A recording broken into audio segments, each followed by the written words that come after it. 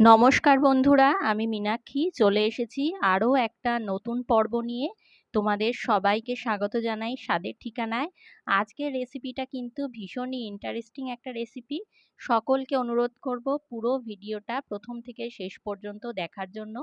আমি আজকে মিষ্টি কুমড়ো দিয়ে একটা দুর্দান্ত রেসিপি বানাবো। তার জন্য আমি এরকম একটা মিষ্টি কুমড়োর টুকরো নিয়ে নিয়েছি, ঠিক এইরকম সাইজের। এটা অবশ্যই বেশি কম তোমরা করে নিতে পারো পরিমাণ অনুযায়ী। আর তার সঙ্গে নিয়ে নিয়েছি সুজি। এখানে ছোট বাটির 1 বাটির থেকেও কম পরিমাণে আমি সুজি নিয়েছি। তো প্রথমেই আমি কিন্তু এই কুমড়োটাকে খোসা ছাড়িয়ে পিস পিস করে কেটে নেব। তো এই রেসিপিটা কিন্তু পুরোটা দেখতে থেকো, আর ভালো লাগলে লাইক অবশ্যই করে দিও। তার সঙ্গে সঙ্গে আমার চ্যানেলটা সাবস্ক্রাইব করতে কিন্তু একদম ভুলো না। তো প্রথমে কুমড়োটার খোসাটা ছাড়িয়ে নেব। তো প্রথমে আমি চাকু দিয়ে ছাড়ানোর চেষ্টা করেছিলাম, কিন্তু পারিনি। পরে আমি এমনি নর্মাল বটি দিয়েই ছাড়িয়ে নিয়েছি।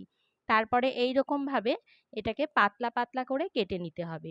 কেটে নেওয়াটা সম্পূর্ণ তোমরা তোমাদের মতন করে কাটতে পারো, সুবিধা মতন। আমি এরকমভাবে কেটেছি। এটাকে সেদ্ধ করতে হবে। তো এরকম পাতলা করে স্লাইস করে কাটলে সেদ্ধটা খুব তাড়াতাড়ি হয়ে যাবে আর সময়টাও কম লাগবে। তো এই রকম করে কিন্তু আমি কুমড়োটাকে কেটে নেব। আর আবারও বললাম, কুমড়োর এই রেসিপিটা কিন্তু একদমই ইউনিক ধরনের। চেষ্টা করো পুরোটা দেখার, আর ভালো লাগলে বাড়িতে অবশ্যই বানিও। কেমন লাগলো সেটাও কিন্তু আমাকে কমেন্ট করে জানাতে ভুলো না। তো দেখো, কুমড়োটা কিন্তু কেটে নিয়েছি। এইবারে এটাকে আমি ভালো করে জল দিয়ে আগে ধুয়ে নেব। বেশ কয়েকবার জল পাল্টে পাল্টে ধুয়ে নেব। আর কতটা থিকনেস রেখেছি দেখতেই পাচ্ছ। আবারও বলবো, কুমড়োগুলো কিন্তু নিজের মতন করে তোমরা কাটতে পারো। সেদ্ধ হওয়া নিয়ে কথা, মানে এটাকে সেদ্ধ করতে হবে। সেই জন্য তোমরা যেভাবে পারবে সেদ্ধ করে নেবে। আমি প্রথমে জল দিয়ে ভালো করে ধুয়ে নিয়েছি টুকরোগুলোকে, তারপরে জলে ডুবিয়ে নিয়েছি। তারপরে এটাকে সামান্য একটুখানি নুন, মানে জাস্ট 1 চিমটি মতো নুন দিয়ে সেদ্ধ করে নিয়েছি। তো সেদ্ধ করা হয়ে গেছে, পরে ভালো করে জল থেকে ঝরিয়ে রেখেছিলাম, ঠান্ডা হয়ে গেছে। এবারে একটা পাত্রের মধ্যে নিয়ে নিয়েছি। এবারে এই কুমড়োগুলোকে একটু চটকে নিতে হবে, মানে যেরকমভাবে আমরা কুমড়ো মাখি, কুমড়ো সেদ্ধ মাখি, সেই রকমভাবে এটাকে কিন্তু এরকমভাবে চটকে নিতে হবে। তো প্রথমে একটু গরম গরম ছিল বলে আমি চামচের সাহায্যে একটু ম্যাশ করে নিয়েছি। তারপরে কিন্তু হাত দিয়েই পুরোটাকে চটকে নিয়েছি। আর আজকের এই রেসিপিটা কিন্তু খেতে দুর্দান্ত। একবার বানালে মানে একটা দুটোতে কারুর মন ভরবে না, মনে হবে যেন প্লেট পুরো খালি করে খেয়ে ফেলতে। তো এতটাই সুস্বাদু আজকের রেসিপিটা হতে চলেছে। আর এদিকে দেখো, কুমড়োটা কিন্তু খুব ভালো রকমভাবেই চটকে নিয়েছি।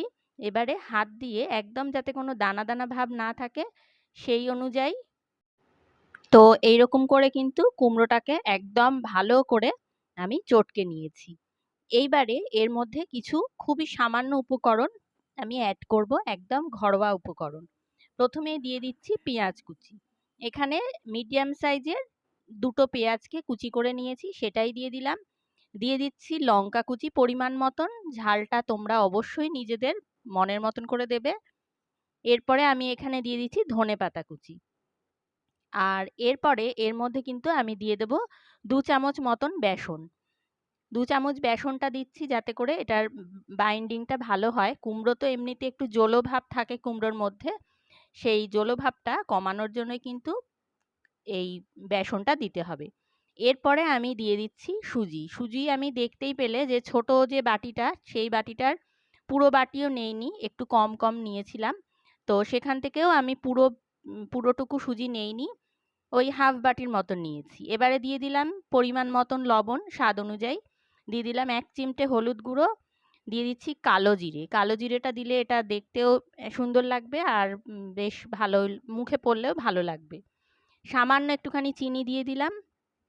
এবারে এই সমস্ত কিছুকে ভালো করে মেখে নিতে হবে। কোনো রকম জল টল দেওয়ার দরকার নেই, কারণ কুমড়োর মধ্যে কিন্তু জল অলরেডি আছে। কুমড়ো যেহেতু একটু মানে জলো ভাব থাকেই কুমড়োর মধ্যে, আর জলে সেদ্ধ করা যেহেতু, সেই জন্য আর কোনো জল দেওয়ার প্রয়োজন নেই।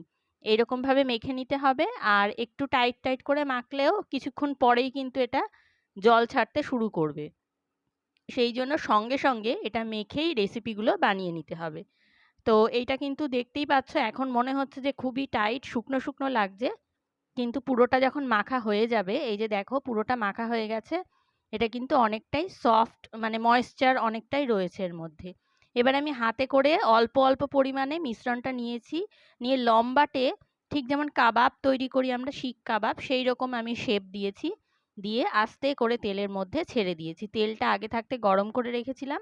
এবারে এই সমস্ত যে রেসিপিগুলো বানাবো সেগুলোকে আস্তে আস্তে ছেড়ে দেবো। প্রথমে একটু নরম নরম লাগছে, কিন্তু তেলে মিডিয়াম ফ্লেমে ভেজে নিলেই কিন্তু এটা একেবারে ক্রিস্পি মুচমুচে হয়ে যাবে। তো এবারে উল্টে পাল্টে লাল লাল করে ভাজবো, আর একটু সময় নিয়ে ভাজতে হবে, মিডিয়াম ফ্লেমেই ভাজতে হবে। হাই ফ্লেমে দিলে কিন্তু সঙ্গে সঙ্গে এটা লাল হয়ে যাবে। সেই জন্য একটু লো টু মিডিয়াম ফ্লেমে ভাজলেই সব থেকে ভালো হয়, তাহলে এটা অনেকক্ষণ পর্যন্ত মুচমুচে থাকবে। আর যেহেতু এই মিশ্রণটার মধ্যে সুজি দিয়েছি, মানে সুজির পরিমাণটাই বেশি, সেই জন্য এটা অনেকটাই কিন্তু মুচমুচে এবং বেশ অনেকক্ষণ পর্যন্ত এই মুচমুচে ভাবটা থাকবে। তো একে একে সবগুলো কিন্তু বানিয়ে নিয়েছি। এই রকম এক একটা স্ন্যাক্স যদি বাড়ির কাউকে দেও না বলে, তাহলে কেউ জানতেও পারবে না যে এটা কুমড়ো দিয়ে বানানো হয়েছে, মিষ্টি কুমড়ো দিয়ে বানানো হয়েছে। অনেক সময় বাড়িতে কুমড়ো বেশি পরিমাণে থাকলে একঘেয়ে রান্না করতে করতে একটু বিরক্তি লাগতেই পারে। তো এইভাবে বানিয়ে খেলে কিন্তু কুমড়োটারও সদ্গতি হয়, আর খেতেও দুর্দান্ত লাগে। ভালো লাগলে কিন্তু সাবস্ক্রাইব করতে একদম ভুলো না, পাশে থাকা বেল আইকনটি অবশ্যই প্রেস করে দিও। আর কেমন লাগলো সেটাও কিন্তু কমেন্টে জানাতে আমাকে একদম ভুলো না। আজকের মতন এইটুকুই। তোমাদের সঙ্গে পরবর্তী কোনো এপিসোডে পরবর্তী কোনো রান্না নিয়ে আবারও দেখা হচ্ছে। সকলকে ধন্যবাদ জানিয়ে শেষ করছি।